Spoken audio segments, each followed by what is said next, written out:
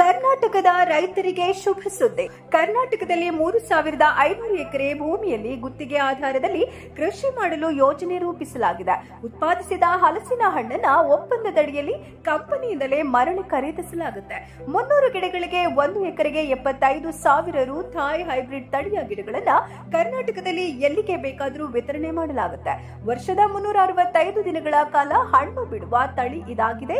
ದಕ್ಷಿಣ ಭಾರತದ ಕೇರಳ ಮೂಲದ ಅತ್ಯುನ್ನತ ಫಾರ್ಮ್ ನರ್ಸರಿಯಾಗಿರುವ ಫ್ಲೋರೋಸಾ ಆಗ್ರೋ ಸೊಲ್ಯೂಷನ್ ನಿಂದ ನೀವು ಉತ್ತಮ ಆದಾಯವನ್ನ ಗಳಿಸಬಹುದು. ಹಲಸಿನ ಹಣ್ಣನ್ನ ಪ್ರತಿ ಕೆಜಿಗೆ ಕನಿಷ್ಠ 30 ರುಗೆ ವಾಪಸ್ ಖರೀದಿ ಮಾಡಲಾಗುತ್ತೆ. ವರ್ಷಕ್ಕೆ ರೈತರಿಗೆ 13 ಲಕ್ಷದಿಂದ 15 ಲಕ್ಷದವರೆಗೆ ಕನಿಷ್ಠ ಆದಾಯ ಗಳಿಸಬಹುದಾಗಿದೆ. ಇನ್ನು ಹೆಚ್ಚಿನ ವಿವರಗಳಿಗಾಗಿ ಸಂಪರ್ಕಿಸಿ